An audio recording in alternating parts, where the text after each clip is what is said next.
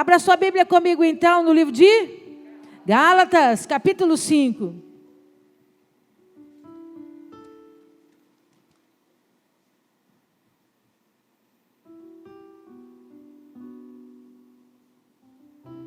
Gálatas capítulo 5, eu quero o verso 22.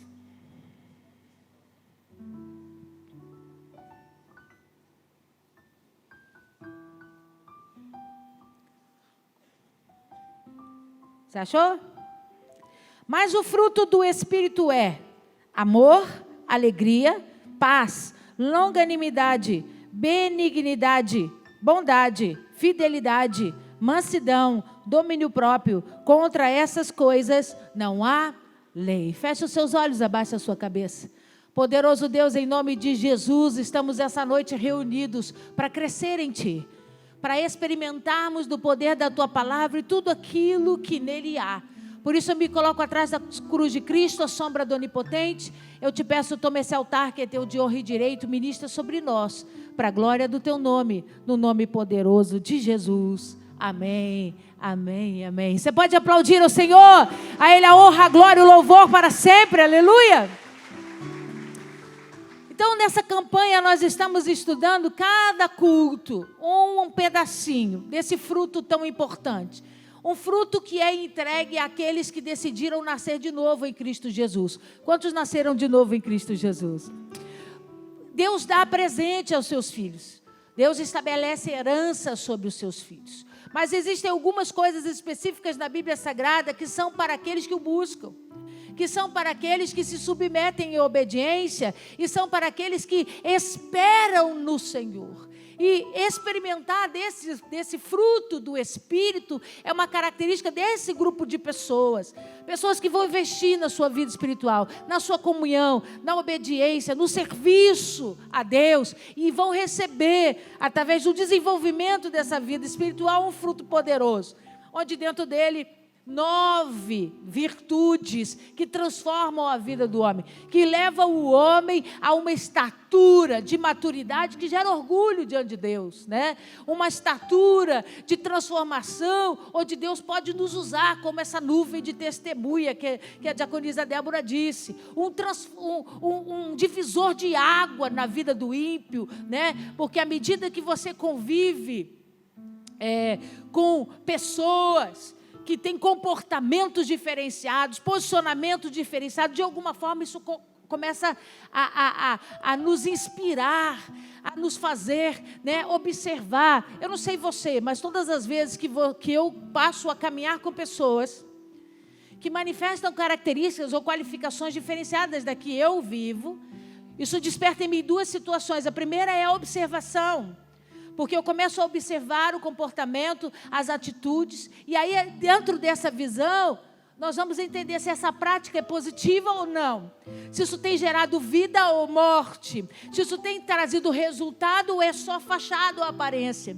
Mas ao mesmo tempo, quando você se coloca ao lado de alguém que carrega com ele essas características de um homem espiritual, é impossível você não se inspirar nessa transformação. É impossível você não se inspirar no amor que ele transborda, na paz que ele manifesta, na alegria que ele carrega, né? Na longanimidade que ele vive dia após dia. E hoje, especialmente, nós vamos falar de benignidade, que é outra qualificação, outra virtude extremamente importante na vida de cada um de nós. Então, eu quero começar dizendo para você o que significa benignidade. É a qualidade de quem é benigno, de quem faz o bem. É o ser que vive debaixo de total ausência de malícia ou maldade. Então olha aqui para mim.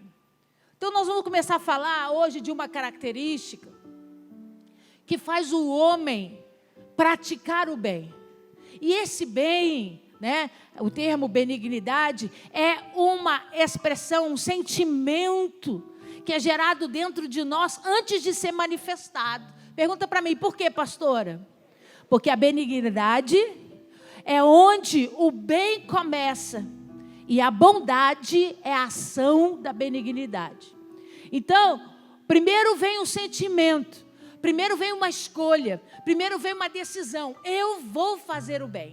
Eu vou praticar o que é justo. Eu vou agir debaixo daquilo que é certo. Primeiro entra a racionalidade, o entendimento, a escolha, a decisão. Depois o comportamento. Qual que é o resultado? Nós vamos falar no próximo culto, né? A bondade. A bondade é a manifestação explícita dessa escolha e desse comportamento. Então, a primeira coisa que a gente tem que entender nessa noite é que nós nunca seremos alguém ou viveremos experiências ou qualificações que não são inspiradas no nosso Deus, que não são inspiradas no nosso Senhor. Então, abre a sua Bíblia comigo, 1 Crônicas, capítulo 16.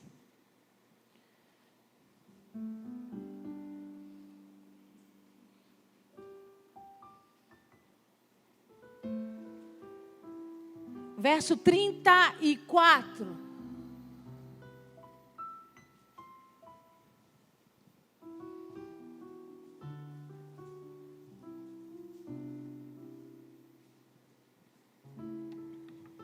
Primeira Crônicas, capítulo 16, verso 34. Diz assim: rendei graças ao Senhor, porque Ele é benigno, ou em algumas versões, porque Ele é bom, porque a sua misericórdia dura para sempre. Então a gente começa a perceber que as próprias Escrituras demarcam e classificam e qualificam esse Deus poderoso que servimos. E deixa claro que existe uma virtude nesse Deus, no qual nós precisamos viver e experimentar. E Ele diz: rendei graças ao Senhor, seja grato, manifesta a tua adoração, a tua gratidão ao Senhor. Aí Ele vai dizer, por quê? Né? Aí Ele diz, porque Ele executa a sua benignidade. Bondade é execução de benignidade. Então, primeiro Ele decide. Primeiro Ele escolhe fazer o bem. Depois Ele opera isso na vida dos outros. Você está me alcançando? Diga amém. Então Ele diz, Ele é bom. Ou seja, Ele termina aquilo que há dentro dEle. Ele manifesta publicamente aquilo que Ele decide ser ou fazer. Então, quando eu digo que Deus é bom, eu estou dizendo, Ele decidiu fazer o bem, independente de pessoas, independente de circunstâncias, independente de posicionamentos, de julgamentos. Ele decidiu. E quando Ele decide, a ação prorrogada após essa escolha se chama bondade, ou uma característica positiva de ser bom. E Ele diz, e quando Ele toma essa forma na minha vida e na sua vida, não temos motivos para murmurar. Não temos motivos para nos colocar contrários à vontade de Deus. Pergunta para mim, por quê, pastora? Porque Ele sempre vai procurar o bem. Ele vai sempre procurar fazer o bem sobre a minha vida, sobre a sua vida, sobre os propósitos, sobre os sonhos, sobre aquilo que arde no coração dEle, sobre mim e sobre você. O que é viver pautado debaixo dessa consciência benigna? É você entender que você não vai viver uma vida em prol de uma busca de um interesse pessoal, somente exclusivo. A pessoa que vive debaixo de benignidade, ela se alegra com a alegria do próximo. Ela se entristece com a tristeza do próximo. Ela enxerga motivos para agir debaixo de compaixão, debaixo de misericórdia, debaixo de perdão. Ela não julga precipitadamente. Ela não tem pensamentos maliciosos. O que significa isso? Você viu como a irmã estava bonita lá na igreja? Aí olha a pessoa ausente de benignidade. Deve estar se arrumando para arrumar homem. Por quê? Porque o que procede dentro dela é um pré-julgamento, uma condição de malícia ou de maldade, onde ela não consegue ter olhos bons. E uma das principais pregações de Jesus diz assim: se os teus olhos forem bons, todo o seu corpo será bom. O que ele está dizendo com isso? À medida que você passa a modificar a forma como você vê as coisas ou as circunstâncias, seu corpo vai reagir em bondade. Por quê? Porque você vai escolher fazer o bem. Você vai decidir pensar o bem das pessoas. Algumas pessoas chegam para mim e dizem assim: pastora, às vezes é necessário a gente amadurecer e ter olhos de preocupação. Estamos vivendo num mundo mau, onde pessoas mentem, pessoas traem, pessoas matam, e a gente precisa se defender. Aí a minha resposta para você: meu Jesus não fez isso. Meu Jesus é o nosso maior refúgio e testemunho. Ele não se preocupava com a opinião alheia. Ele não se preocupava com o posicionamento ou com as escolhas das pessoas, porque ele decidiu fazer o bem. Ele escolheu pensar o bem da humanidade. Ele decidiu agir debaixo de compaixão e misericórdia. É uma escolha. Então, o que tem faltado para nós é um comportamento benigno, onde nós não vamos julgar precipitadamente, não nós vamos nos comportar com malícia ou maldade. O fulano não veio hoje, já sei até para onde ele foi. Por quê? Você não dá tempo. Ele pode ter tido um problema em casa, ele pode estar se sentindo indisposto. Porque quando você age debaixo de benignidade, o sentimento de justificativa parte de nós, não do outro. Você justifica a falta, a ausência, os problemas que aparecem na vida dos terceiros, porque o bem, a característica de operar o bem está dentro de mim e de você. Você está me alcançando? Então, entenda que quando eu vivo debaixo de benignidade, eu escolho ter pensamentos positivos. Você sabe que a maioria dos psicólogos e psicoterapeutas dizem que pessoas que vivem no exercício da benignidade dificilmente caiam em depressão. Por quê, pastora? Porque o estado de depressão é uma forma onde a pessoa o tempo todo fica se autodefraudando.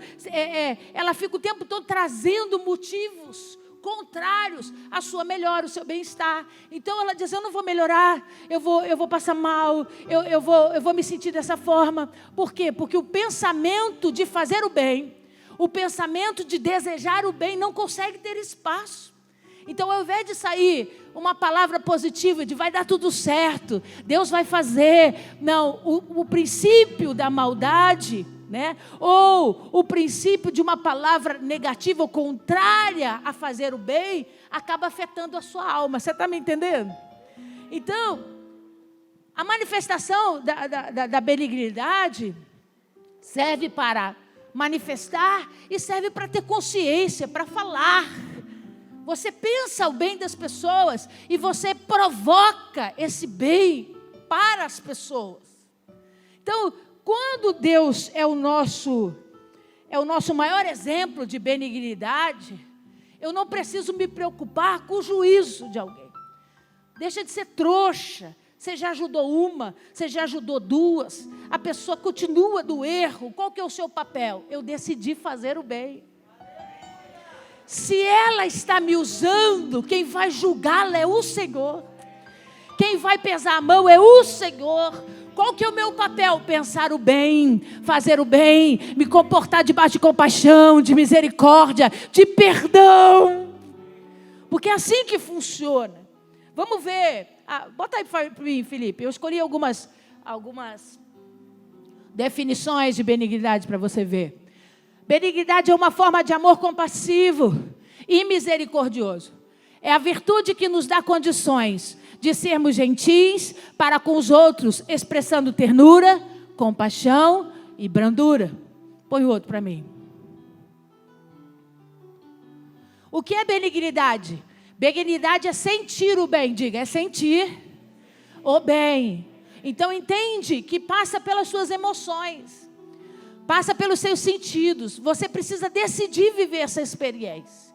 Uma pessoa imparcial, uma pessoa fria, uma pessoa extremamente racional, ela não consegue experimentar da benignidade. Por quê? Porque ela precisa sentir. Ela precisa sentir o bem, para que ela possa refleti-lo na vida de outros, ou na sua própria casa ou família. Você pegou? Benignidade é desejar o bem. Eu estou estudando para a prova. Vai dar tudo certo, irmão. Deus é contigo. Você vai conseguir. Desejo bem.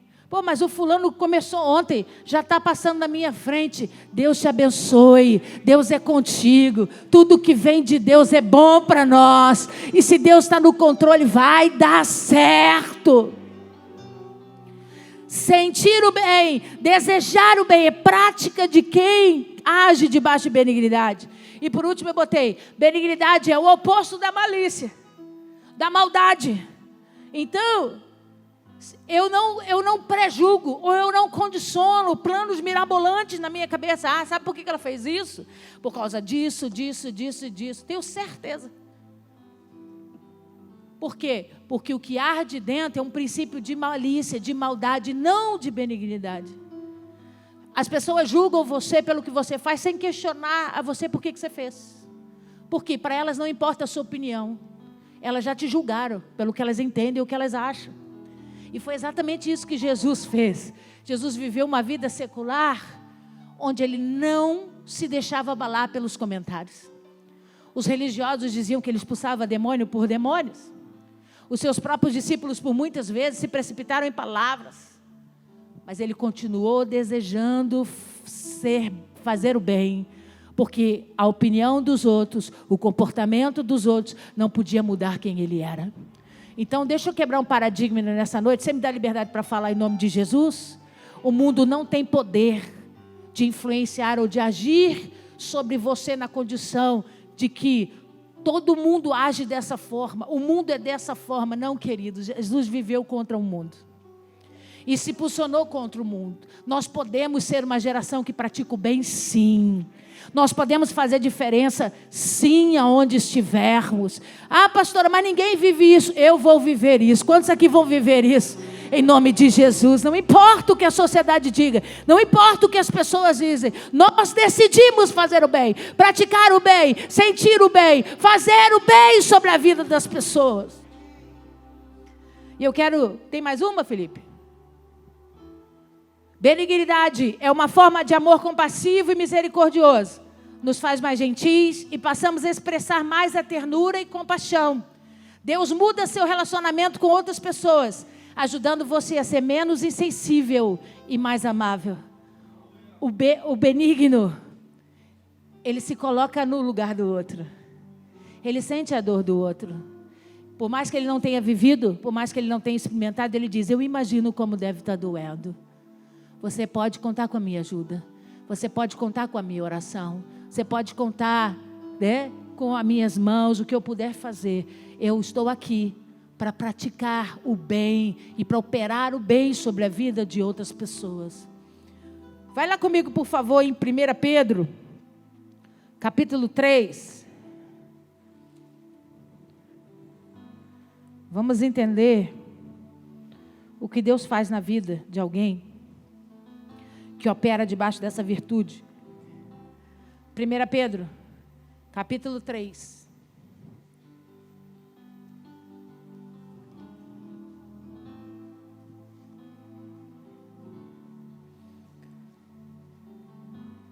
Versículo 8.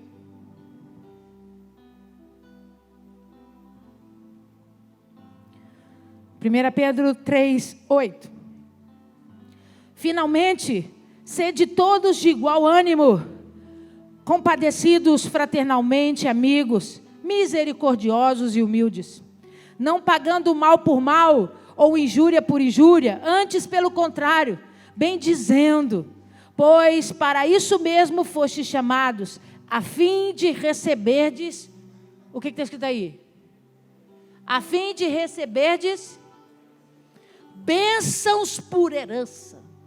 Então observa que ele fala de um comportamento contrário ao que o mundo diz para nós. Jesus falou isso, né? O mundo tem dito, olho por olho, dente por dente. Mas esse não é o comportamento daquele que recebeu uma semente divina. Daquele que está crescendo em obediência, está alimentando a sua vida espiritual. E que vai gerar fruto.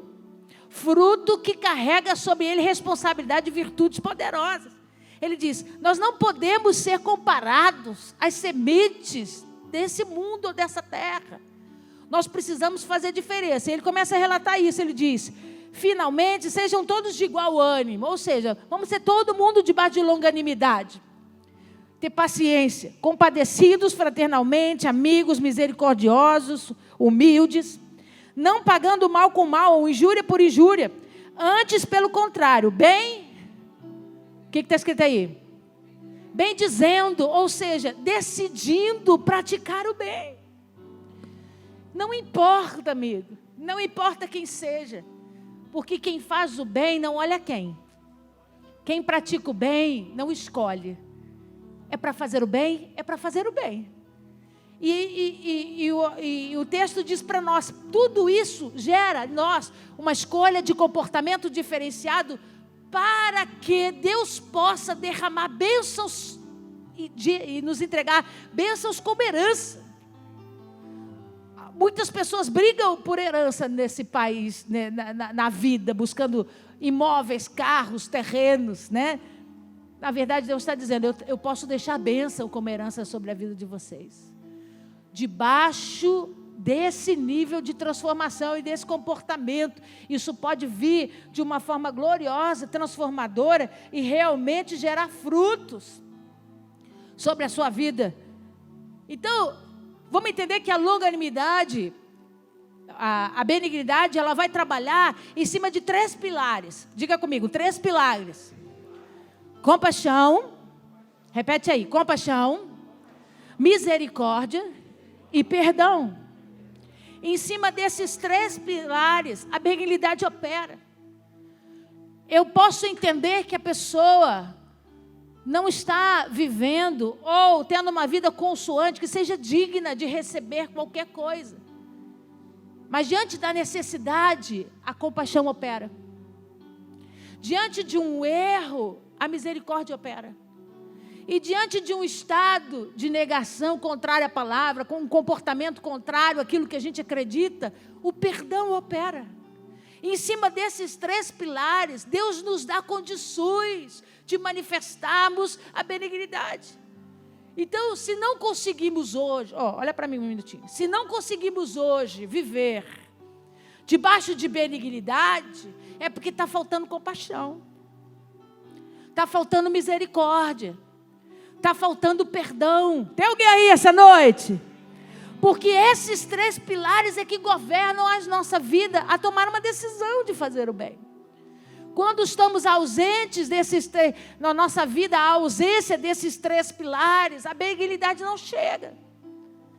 E nós vivemos para Cristo, para sermos salvos, para termos vidas transformadas, para experimentarmos de promessa. Nunca pensamos em vir a Cristo para nos transformarmos, para fazer o bem.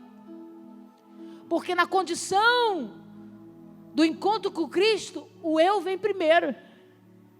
A minha vontade vem primeiro. Aquilo que eu preciso vem primeiro. Quando Deus está dizendo, eu vou te dar tudo o que você precisa para você ser bênção na vida do seu irmão.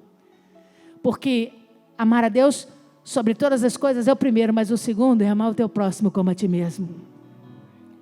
E a minha escolha é dar tudo o que você precisa para fazer diferença na vida dele. E ele ser abençoado por tua causa.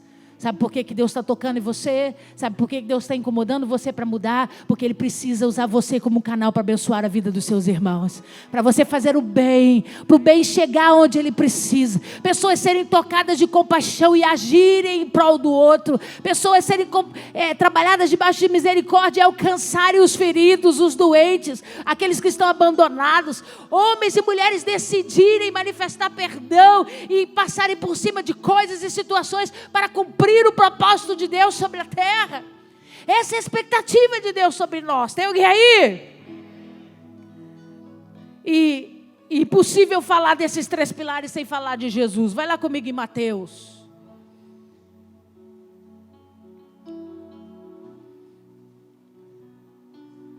Vamos ler primeiro 14:14.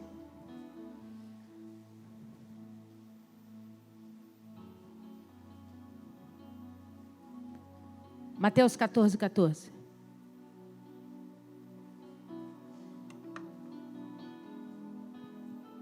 Você achou? Vamos ler a partir do 13. Jesus, ouvindo isso, retirou-se dali num barco para um lugar deserto, à parte. Sabendo as multidões, vieram das cidades, seguindo-o por terra. Desembarcando, viu Jesus uma grande multidão, compadeceu-se dela e curou os seus. Então, deixa eu contar essa história para você. Os discípulos chegam para Jesus e dizem assim: eu não tenho uma boa notícia para te dar, Jesus. E ele diz: fala. Eles disseram: João Batista morreu. E João Batista era primo, era alguém muito próximo, escolhido de Deus para preparar o caminho para que Jesus anunciasse o reino de Deus sobre a terra.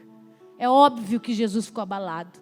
É óbvio que isso trouxe tristeza ao coração de Jesus. Apesar de dele ser Deus naquele momento, ele estava vivendo como homem, tendo relacionamento com pessoas, e era extremamente natural que ele sentisse, né, que ele tivesse acesso a esse tipo de sentimentos.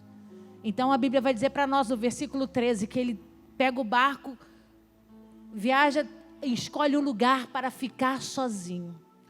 Ele escolhe um lugar para chorar a morte de João, para falar com Deus, para manifestar sua tristeza. E aí a Bíblia diz para nós no versículo, lê comigo, versículo 14. Final do 13. Sabendo as multidões, vieram das cidades, seguindo por terra. Então eles acompanharam Jesus no barco, atravessando o mar da Galileia, desembarcando num pedaço de terra, porque ele queria um pedacinho, um espacinho para chorar, para ficar sozinho. A multidão acompanha a trajetória de Jesus pela margem, pelo litoral, e chega ao encontro dele. Olha o que diz o versículo 14. Desembarcando, viu Jesus uma grande multidão, compadeceu-se dela e curou os seus. Então olha aqui para mim. Ele podia ter olhado e ter dito assim: eu sei que vocês vieram por minha causa, eu sei que vocês estão aqui por minha causa, mas nesse momento eu preciso ficar sozinho. Nesse momento eu estou triste, eu preciso de um tempo para mim.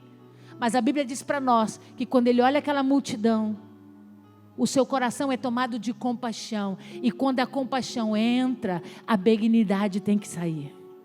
Ele é tomado de compaixão, e o bem, a decisão de fazer o bem vem sobre ele. Então ele diz: eu vou curar os doentes, eu vou encontrar todos aqueles que precisam de mim no dia de hoje.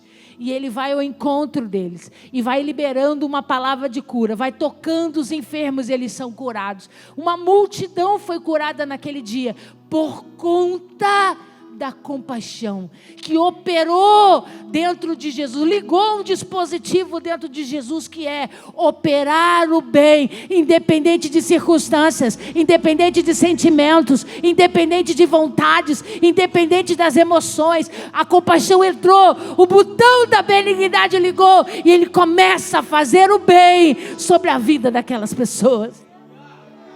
Vai comigo em Mateus 9.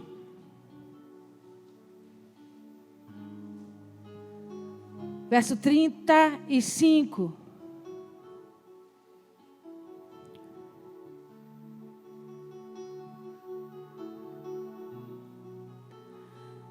E percorria Jesus todas as cidades e povoados, ensinando nas sinagogas, pregando o evangelho do reino e curando toda sorte de doenças e enfermidades.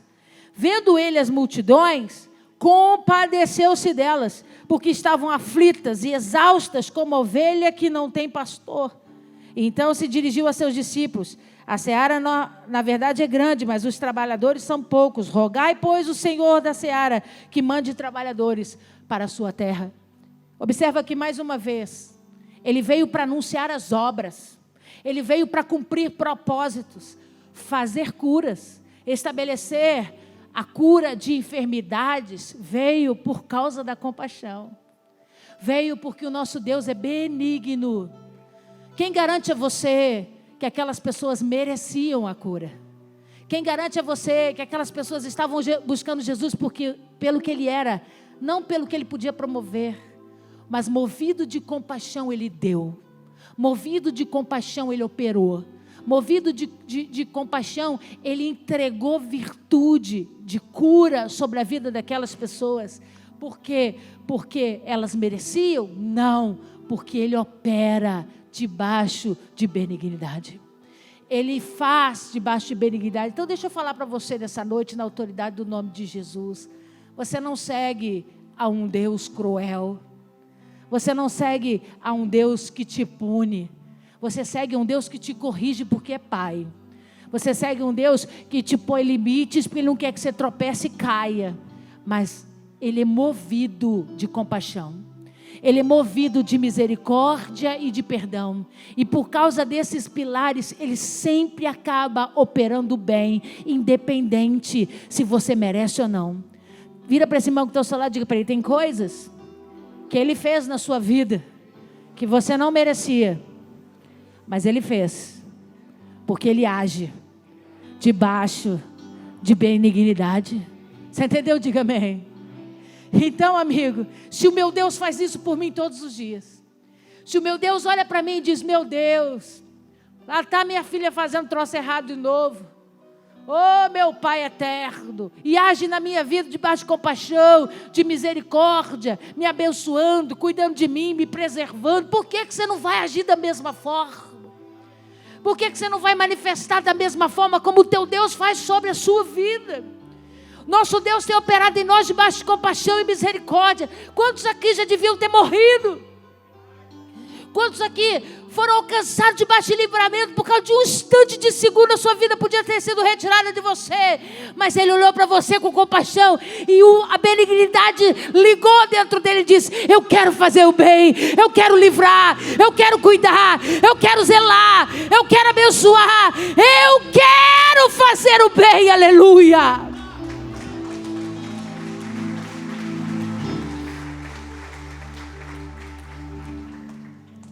Efésios capítulo 4.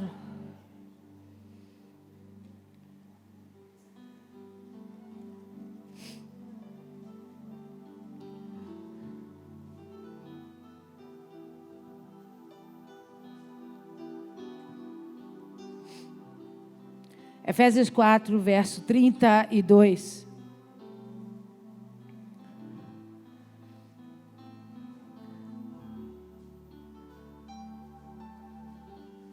Por que eu tenho que fazer isso, pastor?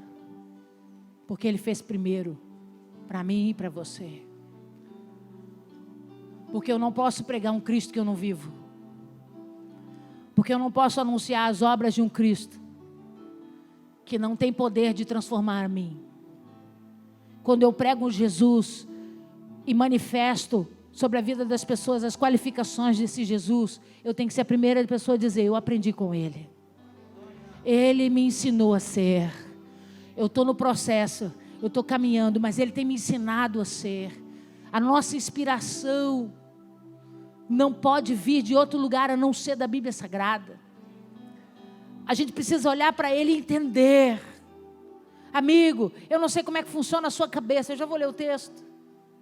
Mas você imagina a cabeça de um soberano, de um Deus onipotente, onisciente, onipresente, cheio de autoridade e soberania, olhando para homens falhos e comuns e decidindo ter compaixão deles.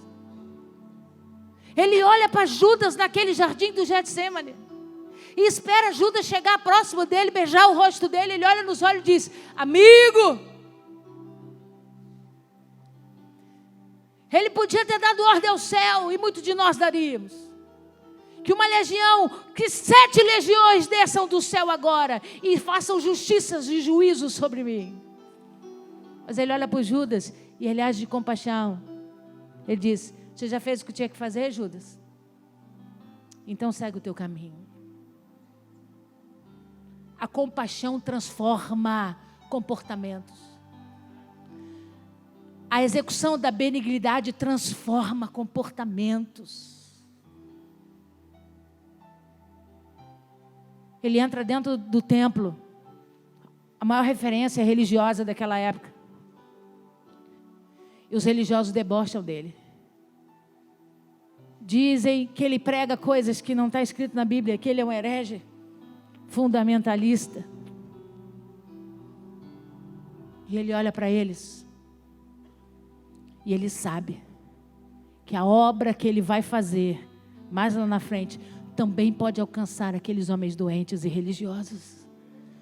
E movido de misericórdia, ele vai até o final. Ele decide fazer o bem. No alto da cruz do Calvário, depois de toda a humilhação e flagelo, depois do seu corpo estar todo dilacerado, sangrando com dores, ele olha para o céu e diz: Pai, perdoa-lhes, porque eles não sabem o que fazem. Debaixo e movido de perdão, ele estava dizendo para Deus: não imputa sobre eles maldição, Deus, cuida deles. Faça o bem sobre eles, mesmo eles não merecendo. Efésios 4:32 diz assim: é isso? É.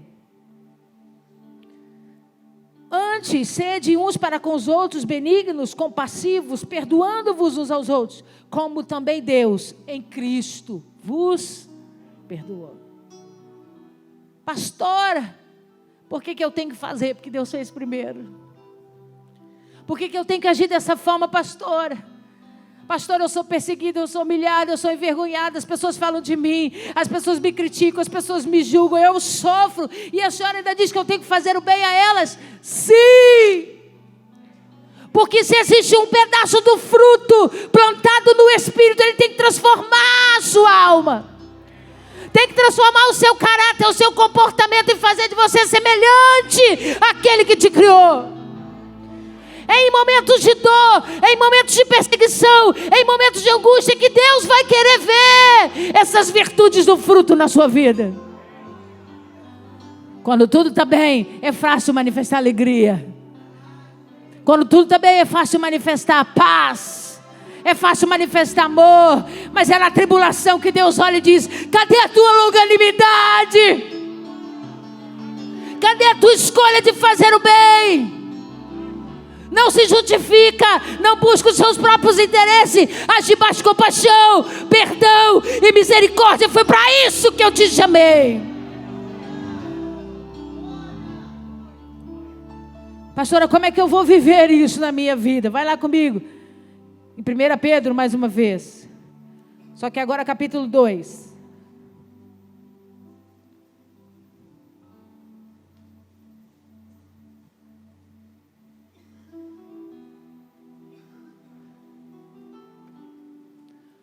Primeira Pedro, capítulo 2.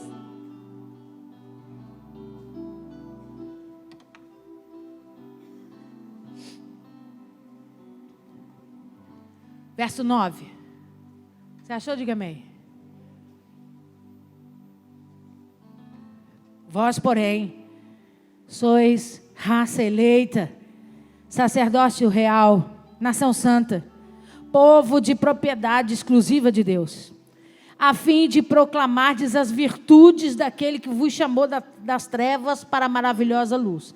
Então, olha aqui para mim. Primeiro ele começa dizendo que aquilo que ele vai anunciar não é para qualquer pessoa. Aquilo que ele vai dizer após não é para qualquer homem ou qualquer mulher. Ele diz: eu estou falando com um grupo de pessoas do qual o próprio Cristo escolheu. E ele diz: e os designou como raça eleita, sacerdócio real, nação santa, povo de propriedade exclusiva de Deus. Então, não é para os amiguinhos nossos que estão lá fora. Não é para aqueles que não conhecem Jesus. Essa palavra é para mim, essa palavra é para você, essa palavra é para todo mundo que se posicionou em Cristo, a favor da verdade, decidiu nascer de novo, está comprometido com a palavra de Deus. Você está aí? Aí ele começa a dizer: então, já se identificou, já se achou? Então escuta. Qual que é o propósito de Deus ter chamado você de raça eleita, sacerdócio real, nação santa, povo de propriedade exclusiva de Deus?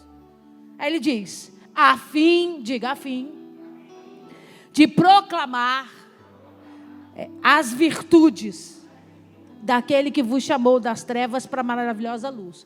Para anunciar, proclamar e anunciar, para proclamar as... de quem? Proclamar as virtudes de quem? Lê aí. De quem ele está falando? Quem que te resgatou das trevas para a luz? Jesus, Deus. Então ele diz, sabe por que você é nação santa, escolhida, povo separado, povo escolhido de Deus, para proclamar as virtudes dele, para fazer com que as virtudes dele se manifestem sobre a terra. Ele já operou e opera na minha vida, mas como é que o mundo vai enxergar essas virtudes? Eu vou proclamar lá, através do meu comportamento. Eu vou proclamar lá, decidindo agir debaixo de compaixão, de misericórdia, de perdão, agindo de benignidade sobre o povo. Foi para isso que ele nos chamou.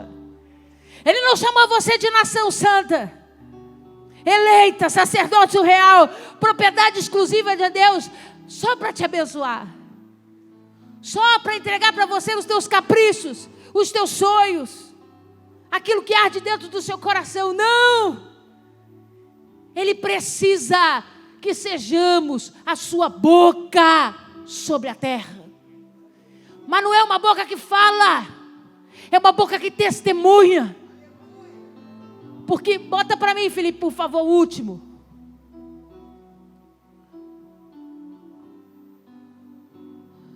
Muitos proclamam a sua própria benignidade, mas o homem fidedigno, quem o achará? Sabe o que o livro de Provérbios está dizendo? Tem muita gente dizendo por aí que faz o bem, falando com a boca, mas não é testemunha real, não é verdadeiro. O homem fidedigno, o homem que trabalha debaixo de fidelidade, que realmente tem compromisso com aquilo que Deus está pedindo, ele está perguntando, onde que nós vamos achar? Sabe por quê? Porque nós deixamos de ser testemunhas. Nós deixamos de proclamar as virtudes dele. Para quê? Para a gente falar da gente. Olha como eu canto bem. Olha como eu prego bem. Ninguém expulsa demônio como eu. Olha como eu tenho unção. Olha como eu tenho poder. Olha como eu executo a obra sobre a terra. E Deus está dizendo, não é sobre você. Nunca será sobre você. É proclamar as virtudes dele. É ser testemunha das obras que ele fez sobre a terra.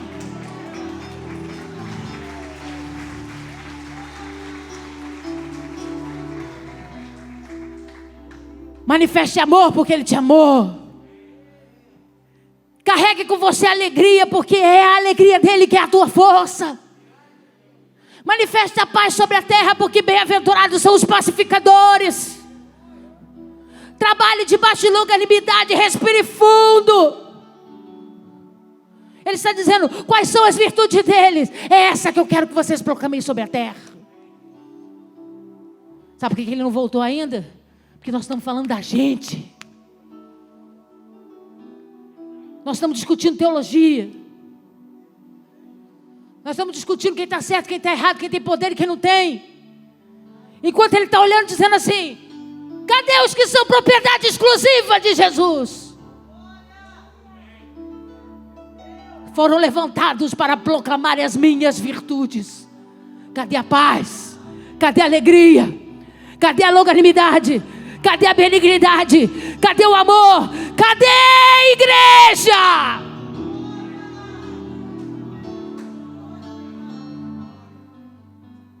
Versículo 10. Vós sim, que antes não eras povo, mas agora sois povo de Deus, que não tínhamos alcançado misericórdia, mas agora alcançastes misericórdia. Você não vale nada. Nós não valemos nada. Mas ele nos amou, ele agiu de compaixão, de misericórdia, decidiu sujar as mãos dele para nos resgatar da lama do pecado, das trevas, não por merecimento, por amor, instituiu um favor imerecido, nos deu salvação através da graça. Mas nós parece que a gente não aprendeu nada com as virtudes dele, porque a igreja quer viver sozinha, quer andar por si só, ao invés de proclamar as virtudes do Altíssimo. Nós não vamos ganhar gente para Jesus pregando bonito. Por mais que a gente seja cheio de conhecimento de Deus, a gente vai ganhar um mundo vivendo as virtudes de Cristo. A gente vai ganhar o mundo fazendo bem, amando, tendo alegria, que não tem parte com o mundo, que não tem parte com as coisas dessa terra, tendo paz em meio aos furacões. Nós estamos passando por um momento difícil, estamos, porque tem um bando de gente desobediente, porque os bons pagam pelos maus, e os obedientes estão pagando pelos desobedientes, e estão enchendo os lugares, sem se preocupar com os idosos, com as crianças, com os enfermos, irresponsáveis, beberrões. Mas qual que é o nosso papel, pastora? Viver a igreja do Senhor Jesus sobre a terra. O que nós vamos fazer? Nós vamos proclamar paz. Irmão, aquieta-te. Não cai o fio do teu cabelo sem Jesus contar eles. Fica quieto no teu lugar. Está tudo debaixo do controle de Deus. Deus não perdeu o controle de nada. Deus está guardando você, sua casa, sua família. Não temas! Eu sou contigo, diz o Senhor.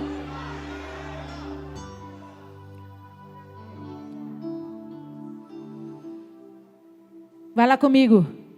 Em Mateus capítulo 5.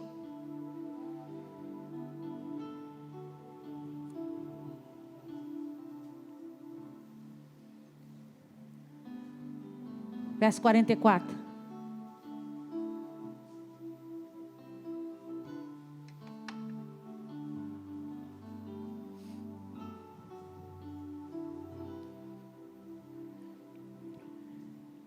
Eu, porém, vos digo: amai os vossos inimigos e orai pelos que vos perseguem, para que vos torneis filhos do vosso Pai Celeste. Porque Ele faz nascer o sol sobre os maus e os bons, e vir chuva sobre os justos e injustos. Porque se amardes os que vos amam, que recompensa tendes? Não fazem os publicanos também o mesmo? E se saudardes somente os vossos irmãos que fazem demais, não fazem os gentios também o mesmo? Portanto, sede vós perfeitos, como perfeito é o vosso Pai Celeste. Pastora, me fez muito mal. E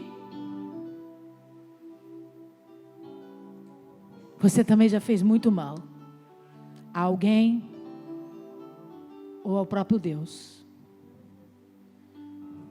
E Ele decidiu fazer o bem.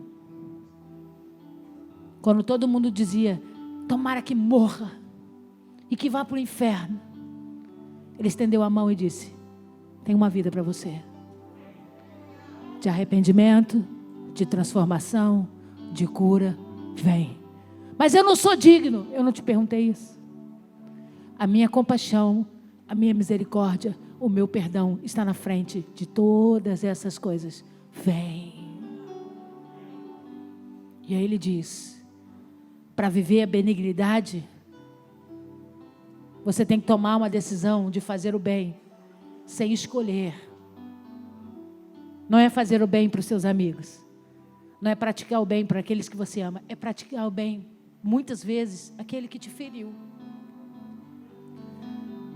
Quantas vezes, não foi uma, nem duas, nem três, eu tive que socorrer e estender a mão a pessoas que me feriram, que foram muito ruins comigo, mas eu aprendi.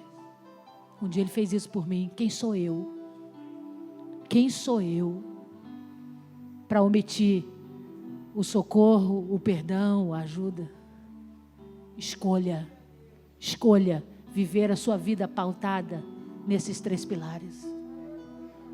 Pastora, mas me faz de bobo. Mas não faz de Deus. Pode estar usando você, mas de Deus ninguém zomba.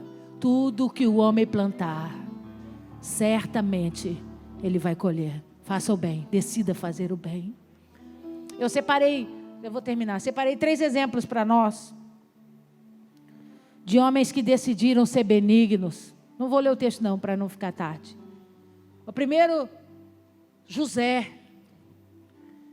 José tem uma história muito pesada, muito puxada, né? Você ser traído pela sua própria casa, pelos seus irmãos, por causa de inveja. Ser levado a uma terra estranha.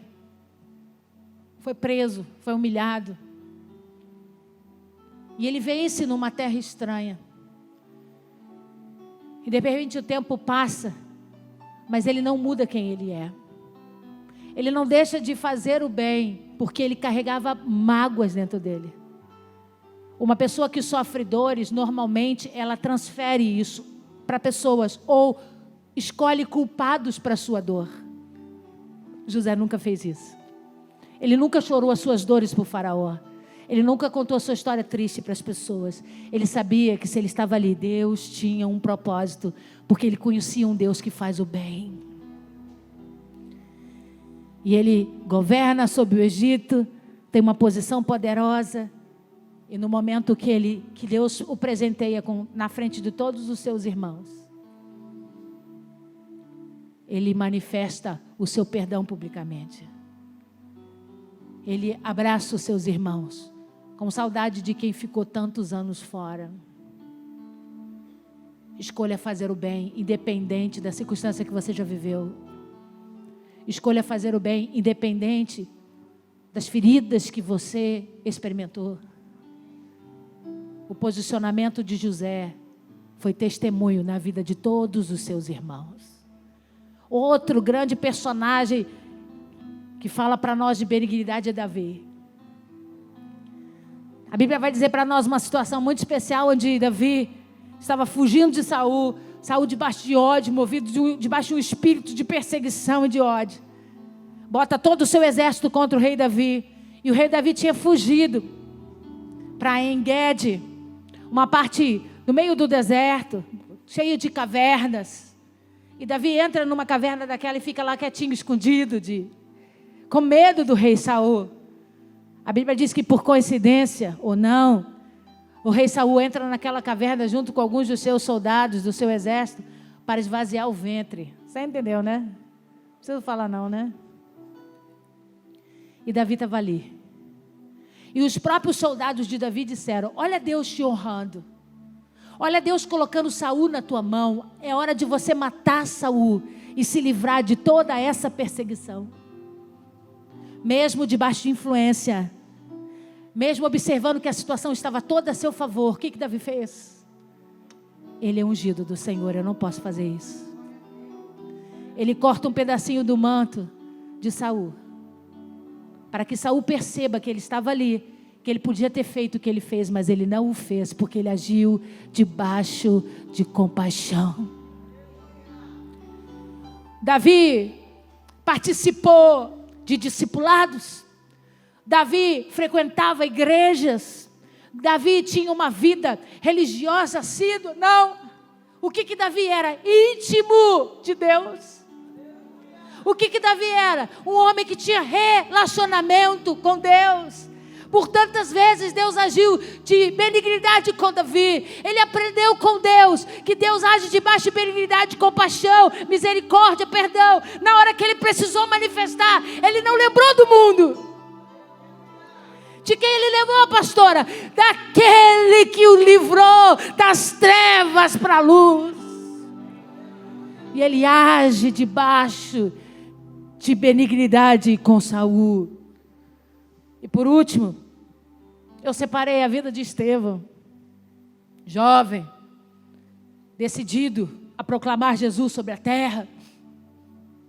E eles inconformados com a pregação de Estevão, inconformados com o movimento que Estevão estava fazendo, eles resolvem matar Estevão. E quando Estevão está pronto para ser assassinado, para morrer, ele olha para o céu e diz: não imputa sobre eles essa culpa. Não age dessa forma, Deus. Porque, estou conjecturando para você alcançar, porque eu aprendi a fazer o bem como o Senhor me ensinou. Eles estão me matando porque eles não suportam a verdade. Não é contra o Estevão, é contra a palavra. É contra a verdade. É contra aquilo que o Senhor manifestou sobre a terra. Não é contra mim. Deus, tem misericórdia da vida deles. Como que nós vamos ganhar essa terra, viver debaixo de um avivamento, se nós não aprendermos a proclamar as virtudes? Poder, profecia, tudo isso pode cessar sobre a terra.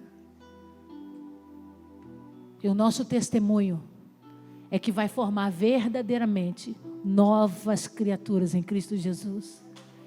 Eu quero pedir para você nessa noite, a dizer para o Senhor: Senhor, tem uma maldade dentro de mim. Minha cabeça viaja. Toda vez que uma situação chega perto de mim, alguém fala alguma coisa, minha cabeça já trama planos, pensa coisas. Fala com Deus essa noite e diga para Ele: arranca de mim toda maldade e toda malícia. Me faz ter olhos bons, porque eu quero que o meu corpo haja debaixo de benignidade. Faz meus olhos terem compaixão, misericórdia, Senhor. Me faz dar, me faz servir, me faz amar, sem olhar, sem julgar, sem caracterizar merecimentos, porque o Senhor não fez isso com a minha vida. Eu preciso exercer aquilo que eu experimentei. Eu preciso manifestar aquilo que o Senhor tem derramado sobre mim. E Deus tem nos feito bem todos os dias. Deus tem escolhido fazer o bem sobre nós todos os dias. Mesmo quando você não ora, mesmo quando você não o busca, mesmo quando você não jejua, mesmo quando você não fala com Ele, Ele olha para você e decide fazer o bem. Fique de pé no seu lugar.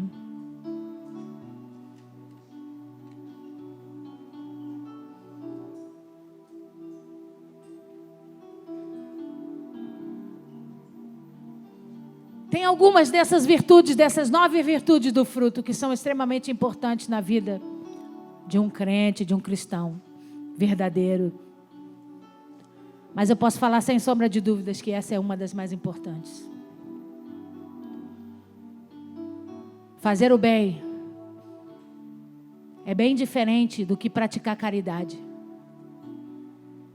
A gente pratica caridade para pessoas que a gente não conhece. A gente tem que aprender a fazer o bem para as pessoas que estão perto de nós.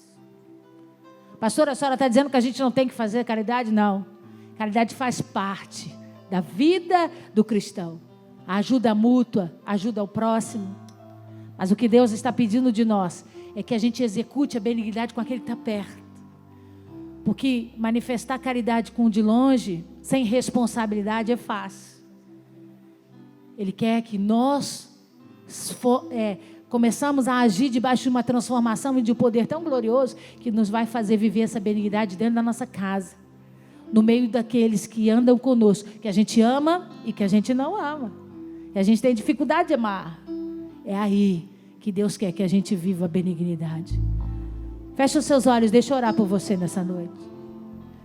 Deus, em nome de Jesus, eu quero te pedir: quão grande e poderoso é esse gumo da tangerina.